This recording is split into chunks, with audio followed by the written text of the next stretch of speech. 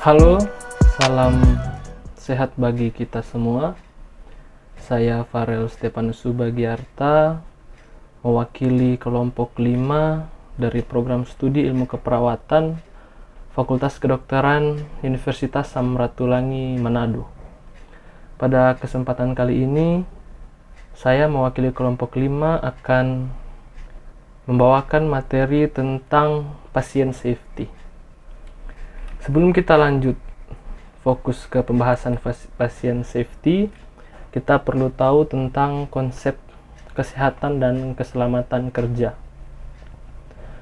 Jadi kesehatan dan keselamatan kerja atau yang biasa disebut K3 merupakan salah satu upaya untuk menciptakan tempat kerja yang aman, sehat, bebas dari pencemaran lingkungan, sehingga dapat mengurangi dan atau bebas dari kecelakaan kerja dan penyakit akibat kerja yang pada akhirnya dapat meningkatkan efisiensi dan produktivitas kerja.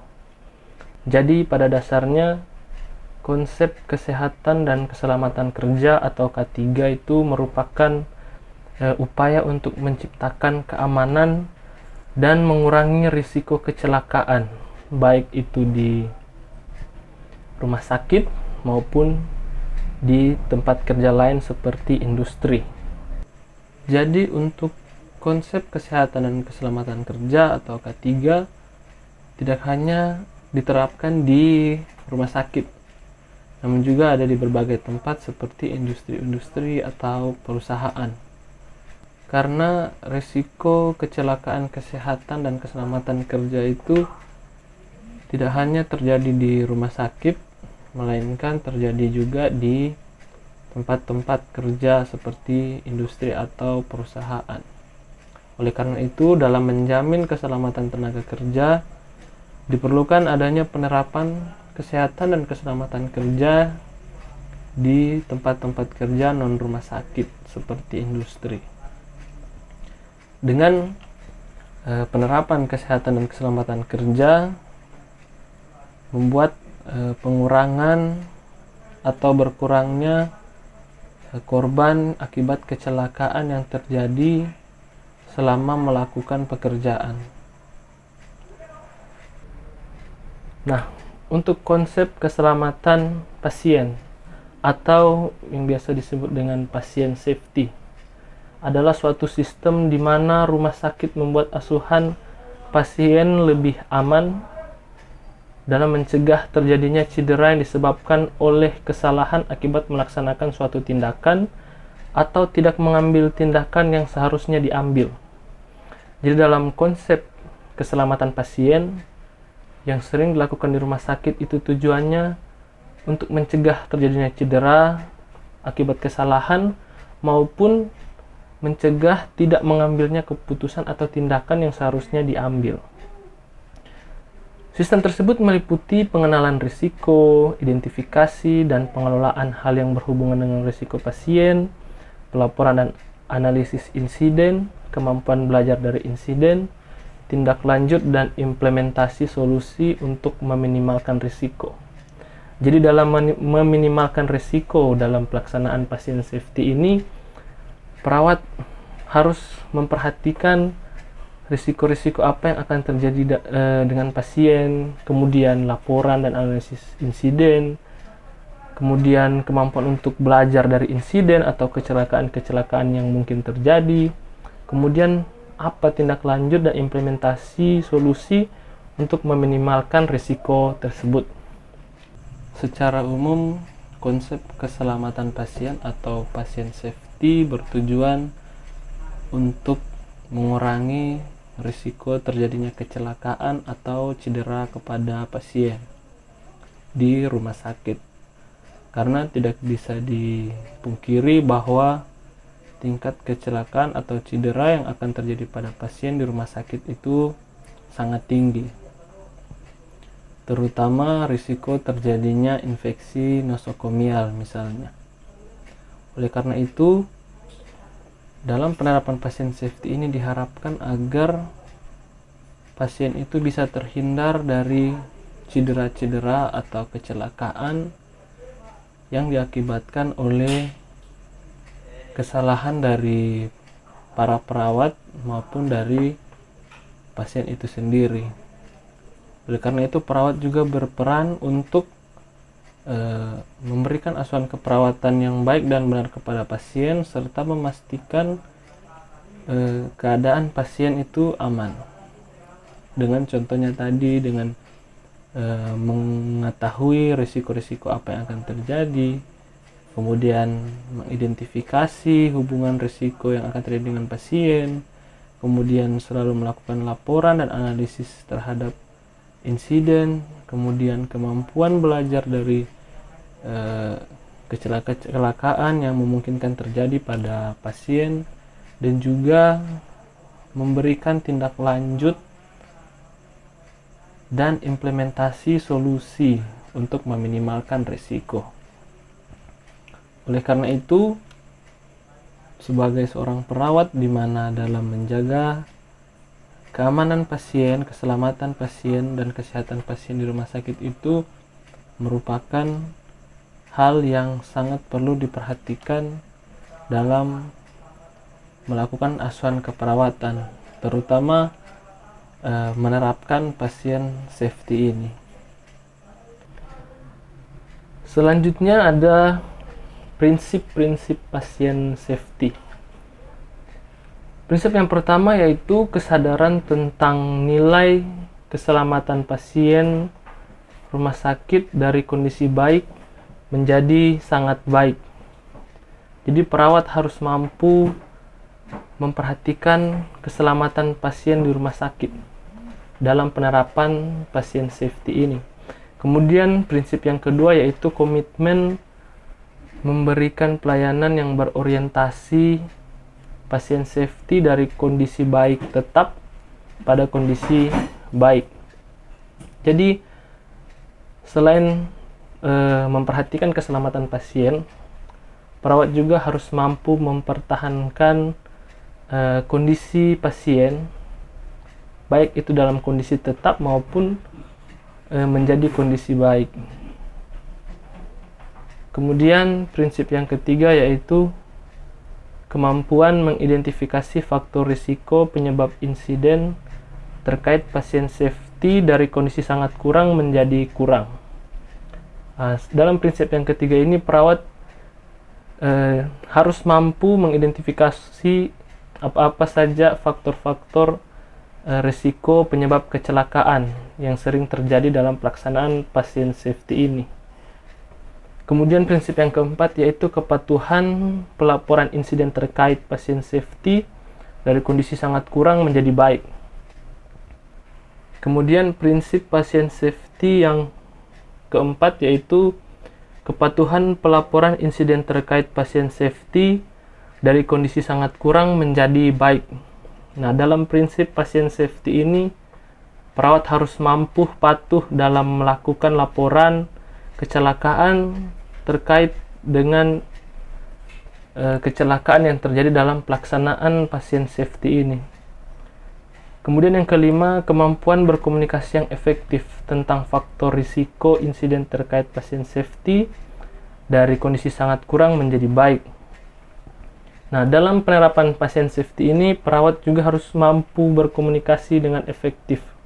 Karena melalui komunikasi yang efektif dengan pasien, perawat dapat melihat faktor-faktor risiko kecelakaan yang memungkinkan terjadi pada pasien. Kemudian yang keenam yaitu kemampuan mengidentifikasi akar penyebab masalah terkait pasien safety dari kondisi sangat kurang menjadi baik. Nah, dalam melaksanakan pasien safety, perawat harus mampu mengidentifikasi apa saja penyebab masalah atau sumber penyebab masalah yang sering terjadi terkait dengan pelaksanaan pasien safety. Kemudian yang ketujuh, kemampuan memanfaatkan informasi tentang kejadian yang terjadi untuk mencegah kejadian berulang dari kondisi sangat kurang menjadi baik. Nah, dalam prinsip yang ketujuh ini, perawat harus mampu memanfaatkan informasi-informasi yang ada tentang kejadian yang biasanya terjadi agar mencegah kejadian tersebut terulang kembali. Selanjutnya, di mana saja penerapan pasien safety ini akan dilakukan. Nah, ruang lingkup pasien safety itu ada di pelayanan di pendaftaran, ada di poliklinik umum, ada juga di poliklinik gigi, ada di KIA, laboratorium, bagian farmasi, ruang tindakan, dan bahkan sampai di ruang konsultasi. Jadi, ruang lingkup pasien safety ini tidak hanya berfokus pada ruangan perawatan seperti rawat inap atau rawat jalan dan ruangan-ruangan lain, tetapi juga ada bahkan sampai di bagian farmasi, kemudian pelayanan di pendaftaran.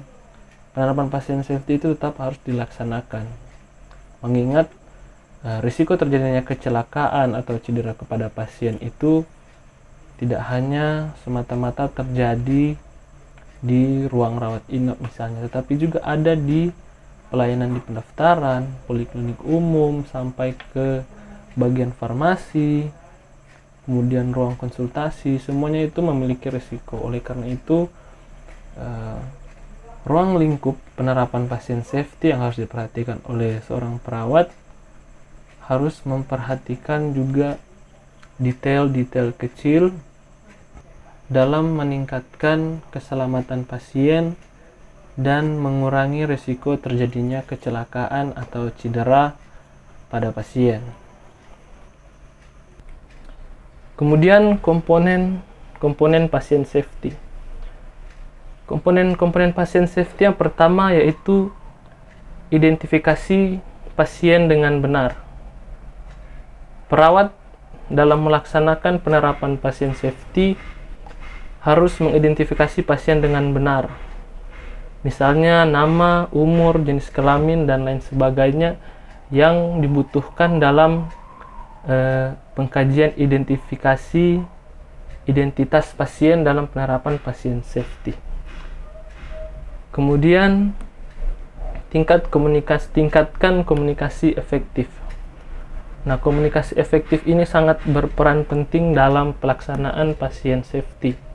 Karena melalui komunikasi yang efektif, perawat mampu mengidentifikasi risiko-risiko kecelakaan yang kemungkinan akan terjadi pada pasien. Kemudian, tingkatkan keamanan untuk pemberian obat yang berisiko tinggi.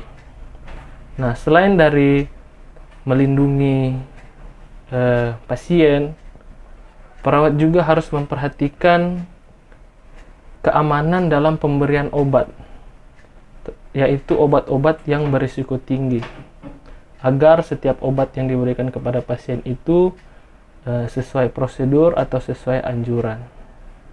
Kemudian,